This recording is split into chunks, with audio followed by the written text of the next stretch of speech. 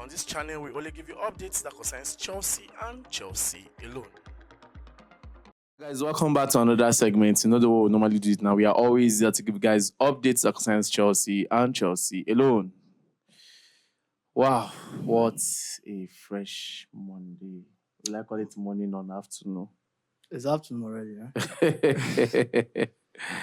Yes, the last time I said something about this particular person, I was looking for him under my drawer.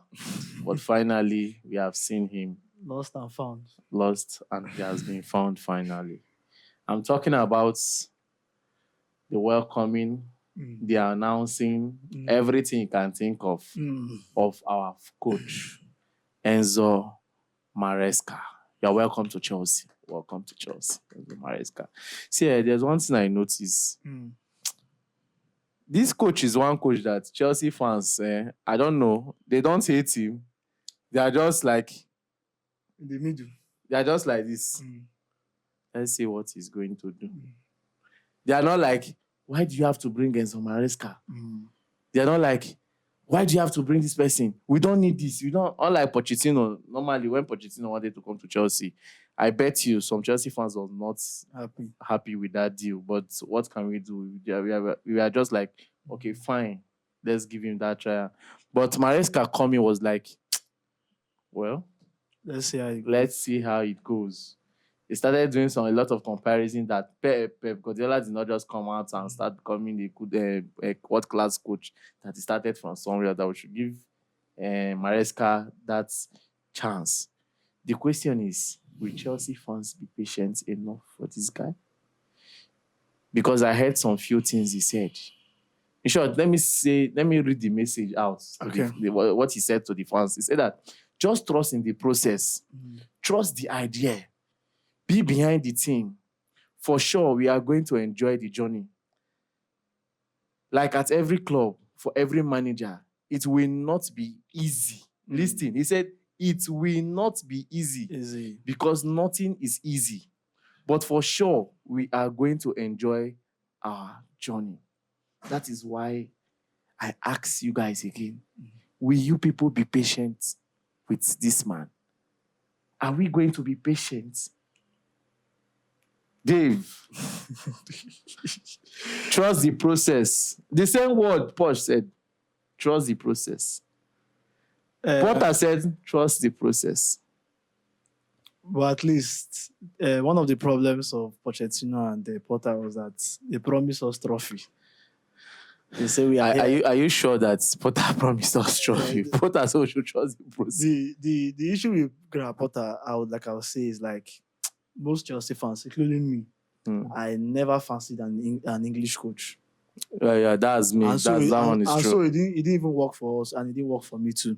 So when he started failing at Chelsea, I was like, this guy just it's take obvious. Him out. It's very obvious. So for me, I like the message of Enzo Maresca. First of all, welcome to Chelsea, Enzo Maresca, officially. Yeah. We are happy to see you. And we hope that this new era will bring good things for our club, Chelsea.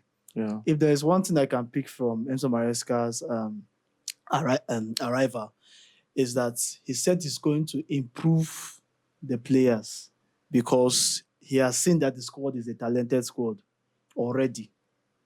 And he's going to improve the players. So I'm really watching to see that side of him.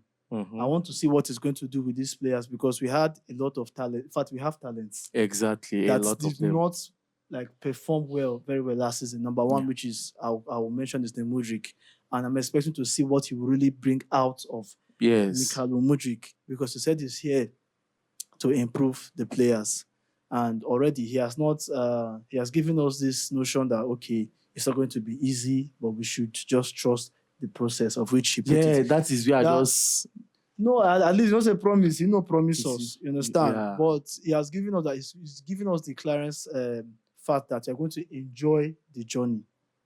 We're going to enjoy the journey. I believe in tactics. I believe in tactical football, and I believe this is what Enzo Maresca will bring at Chelsea.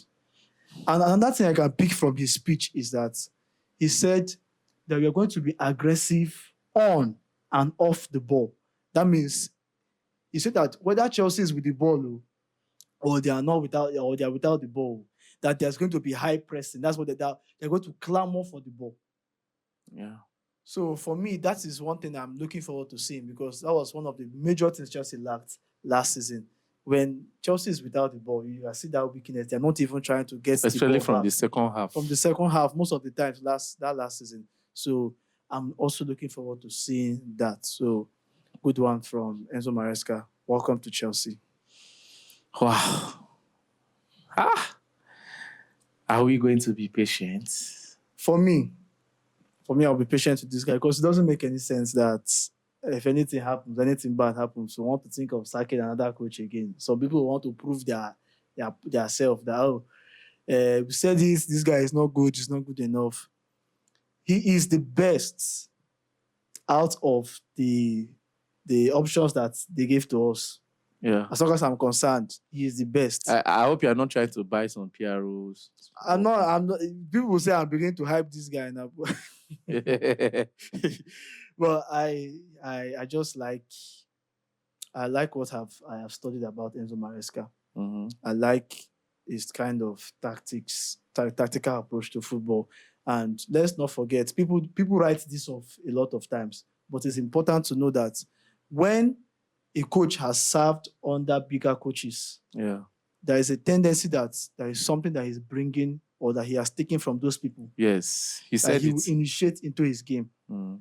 To work under Carlo Ancelotti is not a small thing. If you have worked under Ancelotti and you don't learn anything, that means something is wrong. To work under Pep Guardiola. Work under Manuel Pellegrini. These are top coaches. So for me, I am really looking forward to see what the guy steals now. 100%. 100% steals. Mad. So, Maresca, you're welcome to Chelsea once more. And guys, I want to hear one or two things from you guys towards this video. And also, I want to ask you guys this question direct. Will you guys be patient with Enzo Maresca? Just in case things doesn't fall the way we were expecting it. Be patient too. Be patient. We are Chelsea fans. When we don't get what we want. All right, let's move over to what's other situation on ground when it comes to the club. But come to think of it, safe. Let's bring back this word again. Do you know that Italian coaches favor Chelsea a lot? Exactly, and I think that's one of the reasons why we as Chelsea fans, we are calm. Because it's more because the person that interviewed Maresca said that it look as if Italian coaches favored Chelsea the more. They have this luck when they come to Chelsea. I don't want to sound too positive. Okay. But let's be positive. Okay. Enzo Maresca will do well at Chelsea. Okay. Yes, let's move over. We saw something online. I don't know whether you saw it online. This Moises Caicedo talk. Yeah. That he said that when he came to Chelsea, the initial time, that he knows that when he was in Brighton, it was more of a tactical approach. When they want to play football, the training ground was more of tactical. When they were playing, it's more of tactical. But when he came to Chelsea, it was a different thing altogether. It was all about running. And that affected his game. And some fans did not seem to be worthy of that amount that Chelsea spent on him. And again, I know where I'm going, you understand? Yeah. Then he now said that so the agent have to hire a personal, I will not call it trainer, I'll call it a personal coach for him. So the man have to analyze everything and tell him that, boy, this is where you're getting it wrong. This is how you do it. This is how you do it. Then he said that after listening to the man and the man working on him, he came out well and he's performing very good. He started improving. Does that mean that while Pochettino was there was no sense of improvement from Pochettino on these players? Or is it that the running of a team that caused some of our injuries? Because I remember when I said something that even though we are blaming the medical departments of getting massive injury, we should not forget the kind of training these guys are undergoing. If truly is the kind of training they want.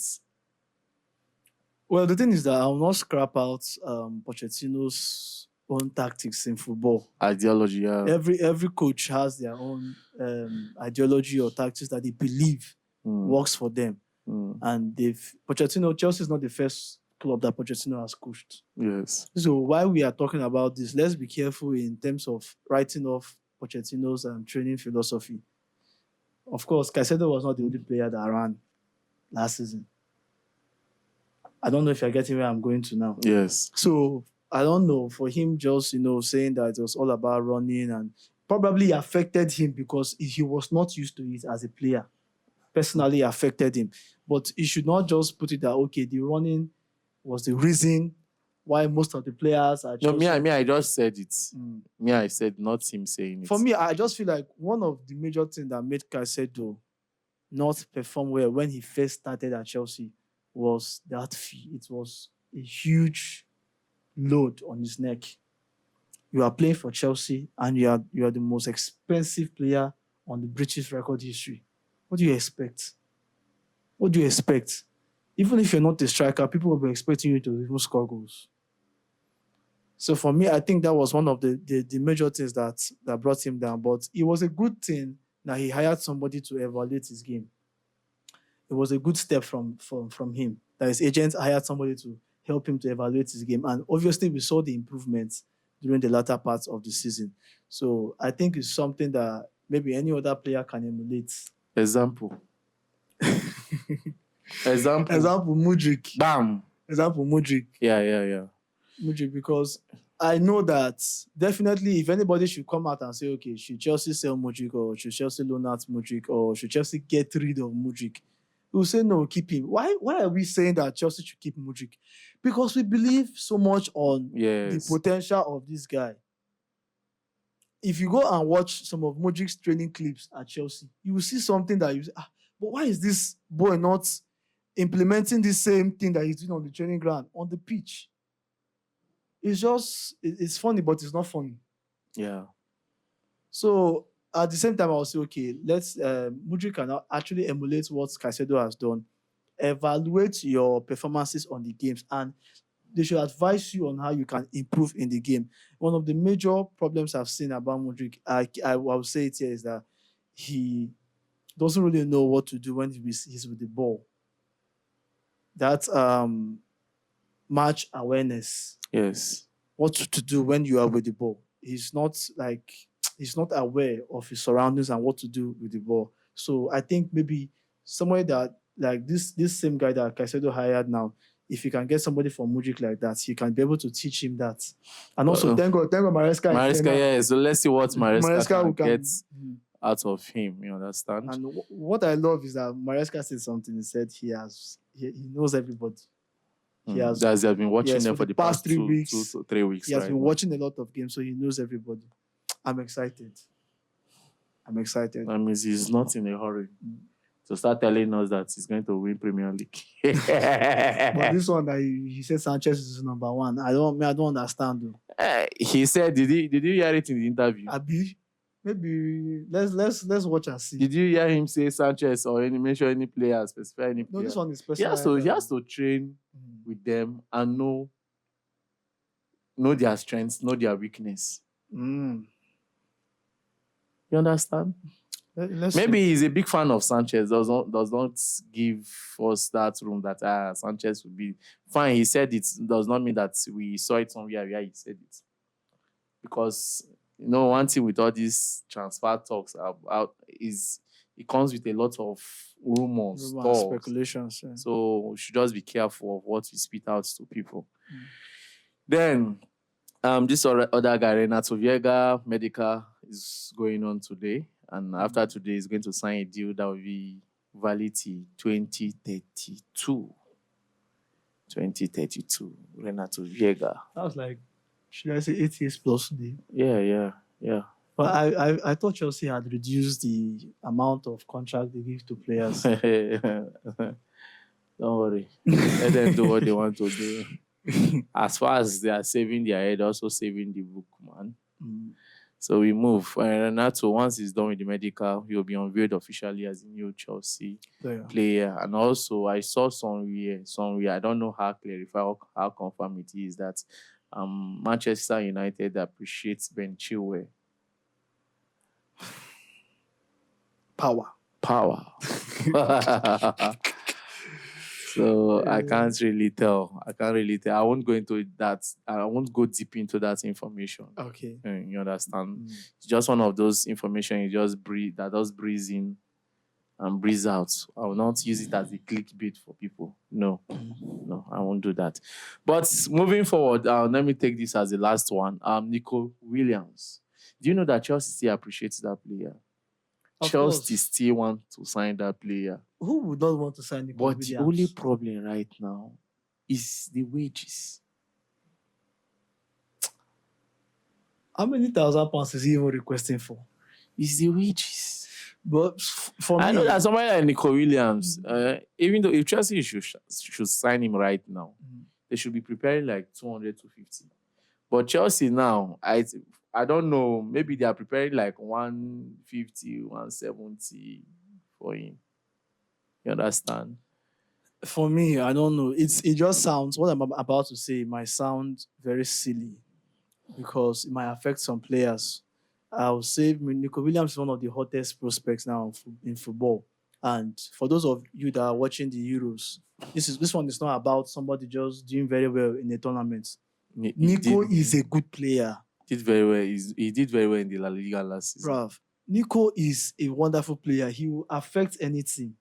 And recently, I heard it was kind of like a rumor, I think, that Liverpool are trying to trigger his release clause. And I was very upset because even though Chelsea don't sign Nico Williams, I wouldn't want him to go to any Premier League rival because it will hurt us. He will come back hurting us. You understand? Because we are the ones that we are putting our head on this guy first of all. So for me, I think Chelsea should go all out. I don't know. Then, what I was about to say was that if Chelsea can slash or bring something like a negotiation to Sterling, if Sterling is going to stay at Chelsea next season and Nico Williams come to Chelsea, they should slash his wages. We can't do it. It's a contract you have signed. Then the contract should be terminated. You should look for how to. If he terminates his contract, you have to pay him. Exactly. That's the best thing because you keeping Sterling. Pay him off for how many years now? Calculate how much you pay Sterling. I don't think Sterling has up to 5 years left at Chelsea. It's just a thought. And just my opinion. Don't worry. Don't terminate Sterling. I won't write Sterling off, in respect of the fact that we know that he's inconsistent. A player that compared to Nico Williams. As of now, Nico is far, far better than him. Exactly. That's why I said if Nico is going to come, this step is a very good step for us because let's also consider the fact that we cannot get rid of Mudryk now. Obviously. No, we can't. We are just having this hope that he's going to be better. My own is that let's come in this season. Enzo Maresca starts and boys are performing well. We are not seeing that green light from Mudryk. I bet you next summer transfer, sell him off. We don't need him. Still has a long contract. It doesn't matter now. You're not even getting anything from him. What's the need of keeping him? You understand? That was why I was not really keen on that Ricardo Caliafori because of anything that you see Arsenal pushing seriously for. Just don't stress yourself. The last time we stressed ourselves on getting it, that is the end product, which is Mudryk. We are yet to even get a good game time from that boy. When I say game time, I don't mean one game time, just perform. When he says some people will say, Shebi is the one that helped Chelsea and qualify in the final, in the semi-final, in the FA Carabao Cup. Shebi is the one that scored against Fulham when we needed the point more. It's not about that. Expectations differ. That is the talk there. Expectations differ from different players. My expectation from Malo Gusto is different from what I expect from Ricardo Mudryk. Yes. I don't know if you're getting where I'm going to. Even my expectation from Mudryk is less when it comes to Mudryk. Mudryk, yes. So that is why when we see Mudryk like that top player. Wow. A player that we can put on the pace of Mbappe. Was it him that a Ballon d'Or clause was involved in his contract? Yeah, I think it's him. So before they will involve a Ballon d'Or clause on the player, that's to tell you that they know that this guy has the potential to win Ballon d'Or. He's not only the only one in the Ballon d'Or clause now. Enzo Williams too has the Ballon d'Or. You are talking about big players now. So he fits that, he's in that category. So what I'm trying to say is that expectations differ. What we expected from Mudryk, we are not seeing it. We didn't see it much last season. And that is why we keep talking the way we talk. You understand?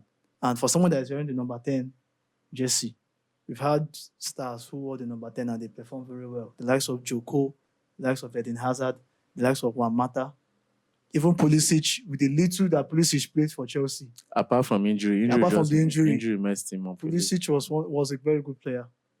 So, for me, I'd like to just see how he will improve this coming season. Yeah. All right, guys. I guess that will be all for now. We'll come back again and slash on other matters. For now, do it to like, share, subscribe, follow this page, because on this channel we only give you updates that concerns Chelsea and Chelsea alone. My name is Peter. My name is Big Dave.